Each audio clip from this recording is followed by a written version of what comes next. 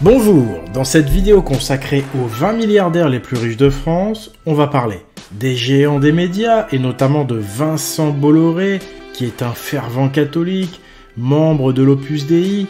Il possède des chaînes de télévision comme CNews, qui sert aujourd'hui à faire la promotion de la religion chrétienne. On s'interrompt quelques instants pour la pub et puis nous reprendrons avec cette question non plus du combat sur Terre, mais au paradis. Y a-t-il une guerre civile au paradis entre les anges et les démons? Grave question, vous restez avec nous. De Michel-Édouard Leclerc, le milliardaire, riche héritier d'une famille très catholique, tristement connu pour avoir voulu rendre le pass sanitaire obligatoire dans ses magasins.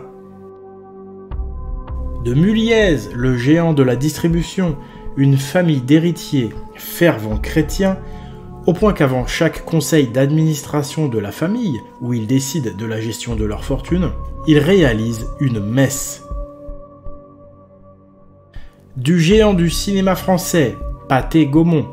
Cette double entreprise appartient à la famille Seydoux, une vieille famille aux racines très chrétiennes. La petite fille du propriétaire de Pathé n'est autre que Léa Seydoux, la célèbre actrice. C'est dans cette célèbre famille qu'on retrouve l'un de mes plus farouches adversaires. Pour ceux qui ne me connaîtraient pas, je suis historien et je remets en cause l'histoire officielle. Alexis Seydoux, c'est le fils du propriétaire de Pathé. Il attaque mon travail avec des analyses biaisées, comme toutes les attaques que je reçois d'ailleurs, et qui viennent toutes de personnes liées directement ou indirectement aux plus grandes fortunes chrétiennes.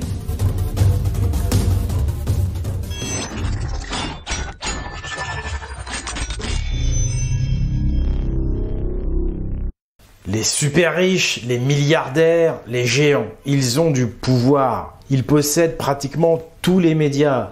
Ils influencent la politique d'État. Ça, on le sait. Mais on ne regarde jamais les super riches sous l'angle de leur obédience. On fait comme si ils n'avaient aucun lien avec un éventuel réseau religieux. On fait comme s'il n'y avait aucune influence religieuse derrière les super riches. Pourtant, cette influence existe et elle est fondamentale. Car pour une famille riche, avoir une religion, cela signifie appartenir à un réseau de pouvoir, à un réseau religieux qui influence entre autres la politique et les médias. Le classement des 20 familles les plus riches de France. Première position, Bernard Arnault. C'est le PDG du groupe LVMH, numéro 1 mondial du luxe. Bernard Arnault est l'héritier d'une famille de militaires chrétiens protestants originaires du nord de la France. Son père vient de l'école d'élite Louis le Grand à Paris, anciennement appelée le Collège de Clermont. C'est la grande école jésuite historique de France. Cette école fut fondée en 1550 et est le symbole de la prise de contrôle jésuite sur l'éducation des élites françaises. Axel Dumas du groupe Hermès, un autre géant du luxe. Axel Dumas, c'est la 6e génération de la famille chrétienne qui a fondé cette maison en 1837. Il déclare « Comme la plupart des protestants, nous pensons à long terme et n'aimons pas avoir de dettes. » Troisième, la famille Wertheimer du groupe Chanel. La famille Wertheimer est une famille juive ashkénaze originaire de l'Empire austro-hongrois. Quatrième place, Françoise Bettencourt du groupe L'Oréal. À l'origine, la famille Bettencourt est une famille catholique. Cinquième, les Muliez. Chez les Muliez, qui possèdent Auchan, mais aussi Nord-Auto, Cultura, Decathlon, Kiabi, Jules, etc., les actionnaires sont une seule et même famille.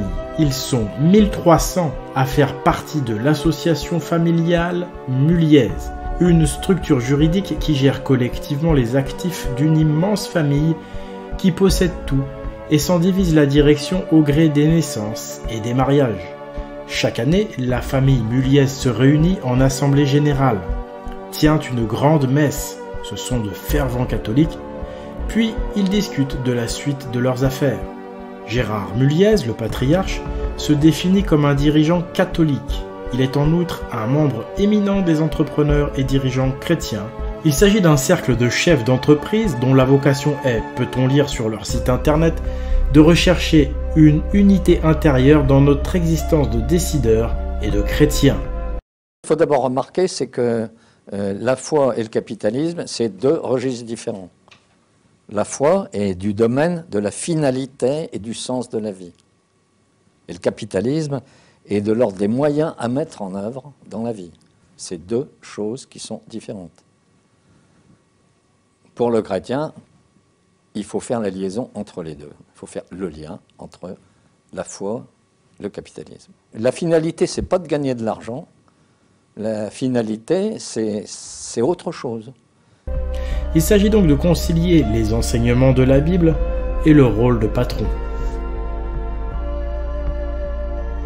6. Dassault, secteur aviation militaire. Les Dassault sont une famille convertie au catholicisme des suites de la Seconde Guerre mondiale. Cette famille descend de Moïse Alatini, originaire de Livourne, première fortune de Salonique et troisième fortune de l'Empire ottoman, et d'une famille juive alsacienne originaire de Fénétrange en Moselle. 7. Rodolphe Sadé, secteur transport maritime. Il est issu d'une famille chrétienne orthodoxe d'origine syro-libanaise. 8e, François Pinault, Artemis Kering. Il est issu d'une famille de la bourgeoisie catholique bretonne. Sa mère et sa grand-mère ont fait régner une solide foi catholique lors de son éducation. Il fut scolarisé au lycée catholique privé Saint-Martin de Rennes. 9e, Emmanuel Beignet, du groupe Lactalis, secteur alimentaire. Cet héritier commença sa scolarité à l'Immaculée Conception, au collège Sainte-Thérèse, puis au lycée d'Avenières, 3 institutions catholiques privées de Laval. 10. Bolloré, milliardaire, fervent catholique et prosélyte. Il est membre de l'Opus Dei, une organisation chrétienne dérivée des jésuites, dont 98% des membres sont laïcs. Vincent Bolloré est également lié à la maison Rothschild. Il soutient très activement le développement du christianisme en France à travers les médias qu'il possède.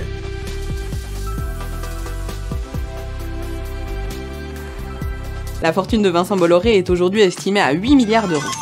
On le connaît comme l'un des hommes les plus riches de France, mais son appartenance catholique, elle, est plus méconnue. Pourtant, il le dit lui-même, il a une foi de charbonnier. Le business chez les Bolloré, c'est une affaire de famille et de religion aussi. D'après une enquête du journal français L'Express, la devise familiale serait « à genoux devant Dieu, debout devant les hommes ». Un précepte à l'image de l'imbrication entre foi et affaires dans le clan Bolloré. En 2012, par exemple, Vincent Bolloré fait l'acquisition d'un couvent du 16e arrondissement de Paris pour 70 millions d'euros.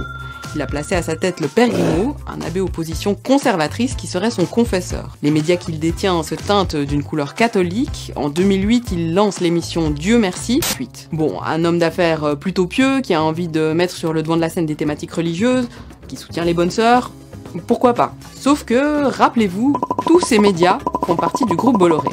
Et ils participent d'une vision un peu rétro de la religion. La chaîne C8 a consacré le 15 août dernier 10 heures de programme autour de la religion catholique. Bonjour à tous, bienvenue dans Enquête d'Esprit. C'est une réalité plus sournoise que tous les virus, plus dangereuse que toutes les épidémies, plus contagieuse aussi que toutes les infections, mais elle est rarement évoquée et encore moins prise au sérieux. Cette réalité, ce sont les forces du mal sous toutes leurs manifestations. Elles étendent leur pouvoir dans toutes les sphères de la société, l'actualité le montre amplement, pour nous conduire au désespoir. Mais dans ce... Les milliardaires qui contrôlent les médias. Voici les milliardaires qui contrôlent les médias mainstream. Ils sont chrétiens à presque 90%. Karl Lagardère a récemment été racheté par Bolloré. Et le moins que l'on puisse dire, c'est que ça se voit. Paris Match consacre ses unes à des cardinaux catholiques. Un comble pour un média historiquement laïque. Les grands médias de notre pays sont contrôlés par des milliardaires chrétiens. Certains sont très actifs, comme Bolloré qui est un membre de l'Opus Dei, ou comme les Muliez, qui sont au club des entrepreneurs et dirigeants chrétiens. Mais quoi qu'il arrive, ils ont tous été formés dans des écoles jésuites. Ils sont tous, avant d'être de droite ou de gauche, ils sont tous chrétiens. La pieuvre chrétienne a pris le contrôle des médias mainstream. Mais ils ont également créé des médias sur Internet. Il s'agit des médias alternatifs, qui ont un discours en opposition avec les mainstream, sauf sur la question chrétienne. Les alternatifs sont des médias historiquement chrétiens ou christianophiles. Entre les grands médias comme TF1 ou Canal+, et les petits médias alternatifs sur Internet, il y a deux discours complètement opposés et différents. Mais l'argent qui les finance tous, c'est le même. La seule alternative au discours mainstream très contesté, c'est le discours des médias alternatifs. Mais ces médias sont tous chrétiens. Il n'y a pas le choix. C'est comme si on poussait tous les mécontents dans les bras du christianisme. On a le choix entre deux pensées uniques, soit celle des mainstream, soit celle des alternatifs. C'est comme un étau qui se resserre. Et il n'y a pas de troisième voie. CNews et C8 appartiennent à Vincent Bolloré, qui est pour l'instant le plus actif dans la promotion du christianisme. Je vais me tourner vers Baptiste, youtubeur identitaire et catholique. Déjà, comment vous avez réagi quand vous avez vu la première vidéo? Bon, je l'ai reçu des centaines de fois. De retour dans l'émission Enquête d'Esprit, nous parlons des anges et des démons. Y a-t-il une guerre civile? Y a-t-il eu une guerre civile au paradis? On en parle avec nos invités. Mais en fait, il y a la colère qu'il a. Mais par contre, quand vous dites... Lutter contre le mal et contre le diable, on en parle avec le père Gauthier de Chaillé. Bonjour mon père, merci d'être avec nous.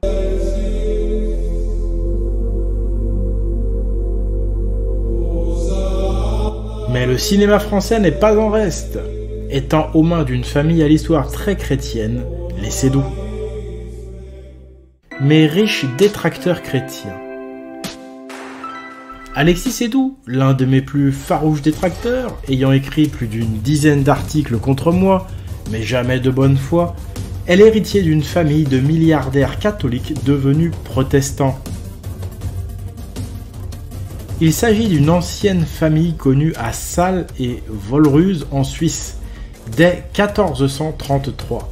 Elle possède en outre les bourgeoisies de Bulle, Gratavache, Projean et Somantier. Certains Seydoux furent de fidèles serviteurs de l'Église.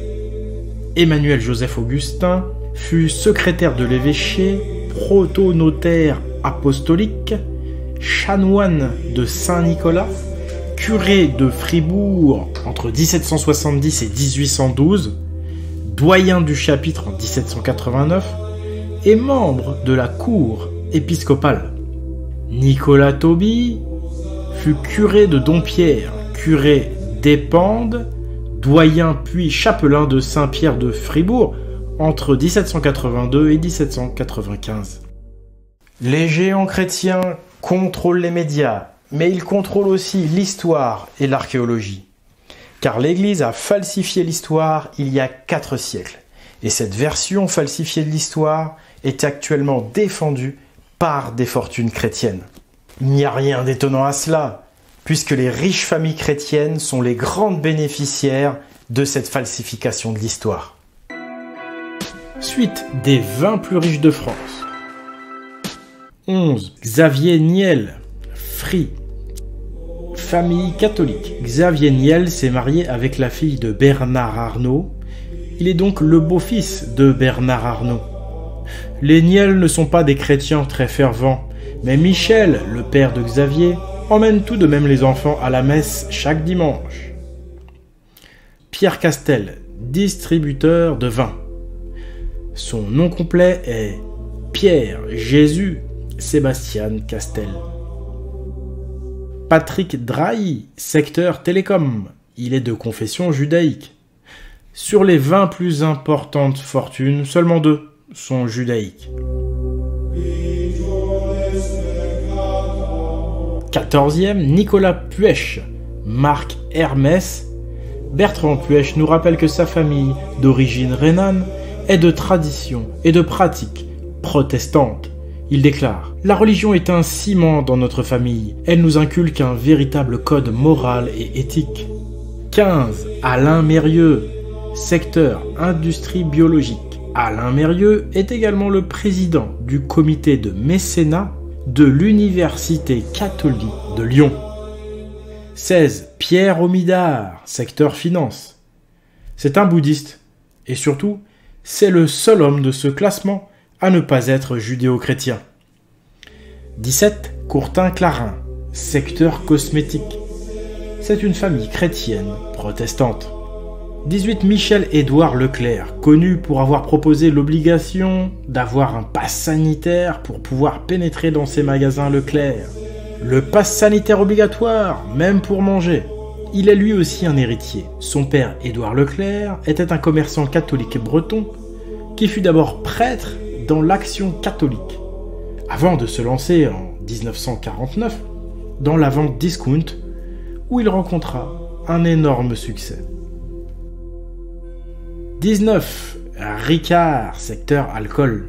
Avant d'être milliardaire, Paul Ricard fut d'abord un agent du Vatican.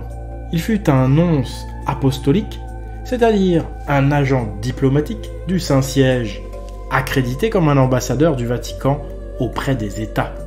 En 1961, Paul Ricard fit un voyage à Rome, avec visite du Vatican, et entretien prévu avec le nouveau pape élu en 1958, Jean XXIII, puisqu'il l'avait connu en Camargue alors qu'il n'était que nonce apostolique en France. 20. La célèbre famille Bouygues. Cette famille qu'on ne présente plus est une famille d'héritiers très catholiques. Martin Bouygues sort de l'école catholique privée de Gerson dans le 16e arrondissement de Paris. Dans sa classe, il y avait Vincent Bolloré. Les riches héritiers sortent tous des mêmes écoles privées catholiques.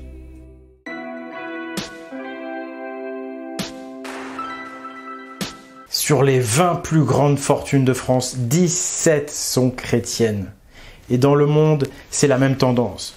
Si on s'intéresse aux États-Unis, aux plus grandes fortunes historiques des États-Unis, Rothschild, Rockefeller, JP Morgan, certes, Rothschild est de confession judaïque, mais on a vu qu'il s'entend extrêmement bien avec le pape et la chrétienté. Et pour ce qui est de Rockefeller et de JP Morgan, ils sont tous chrétiens.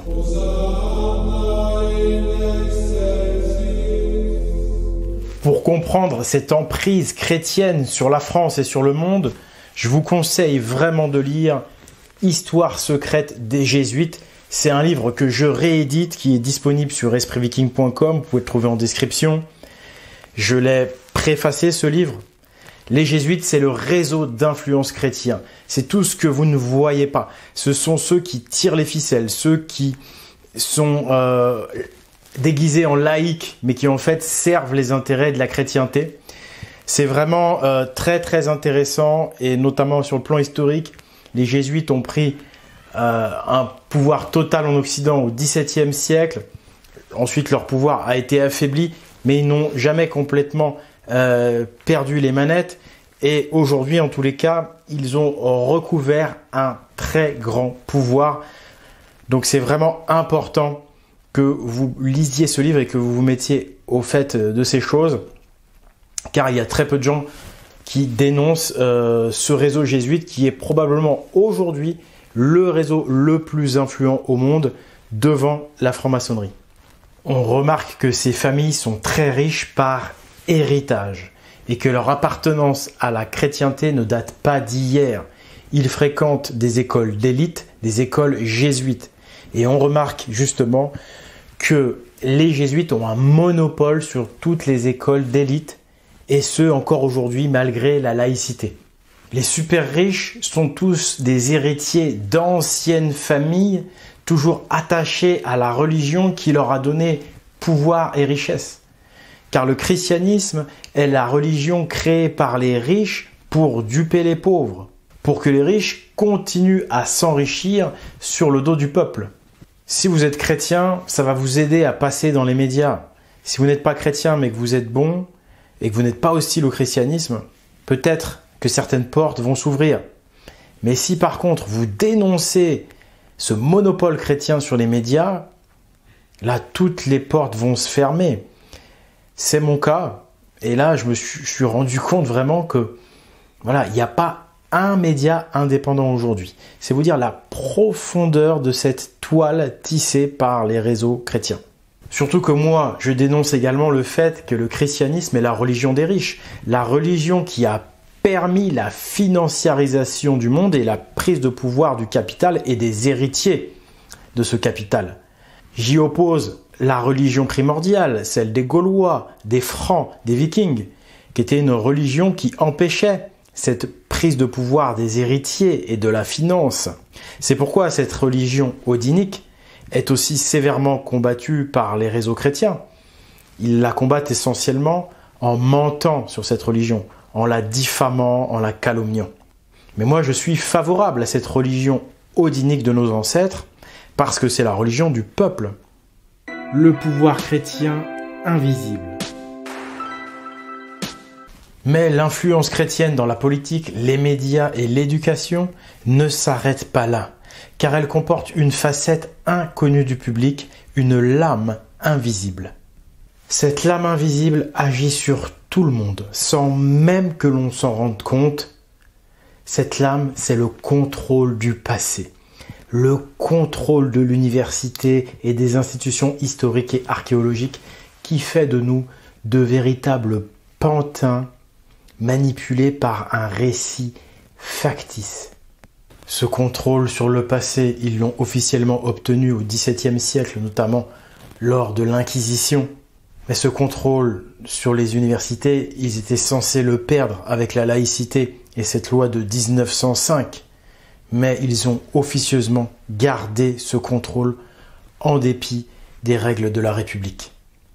Pour vous rendre compte de l'ampleur de la falsification de l'histoire, je vous encourage à découvrir mes films documentaires sur cette chaîne Pagan TV ou à vous procurer les livres que j'édite dans ma maison d'édition disponible sur espritviking.com.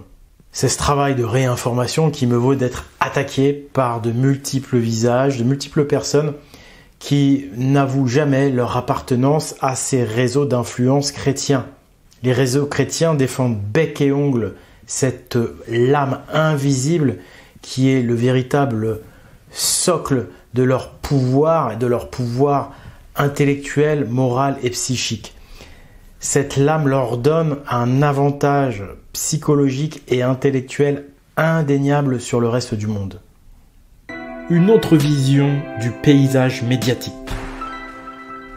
Sur les grands médias, dès qu'on commence à aborder la question du financement justement des médias, qui est derrière les grands médias, on se fait tout de suite traiter de complotiste. En fait, on ne peut pas aborder cette question du financement des médias sur les grands médias mainstream.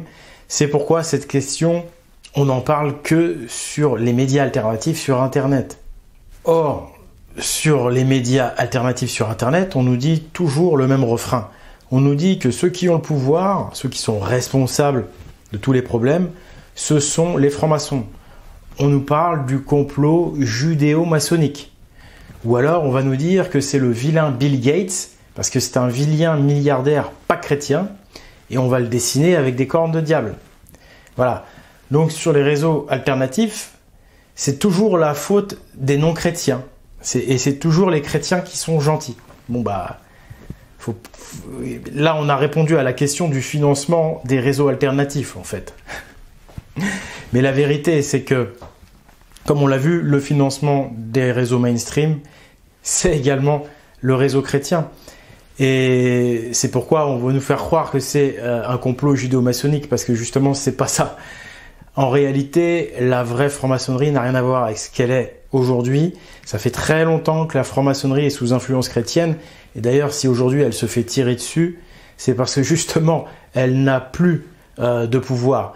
Ce sont les réseaux chrétiens qui ont pris le pouvoir dans la franc-maçonnerie. Si vous voulez en savoir plus et connaître les vraies origines de la franc-maçonnerie, regardez la vidéo que j'ai faite sur le sujet, disponible sur cette chaîne.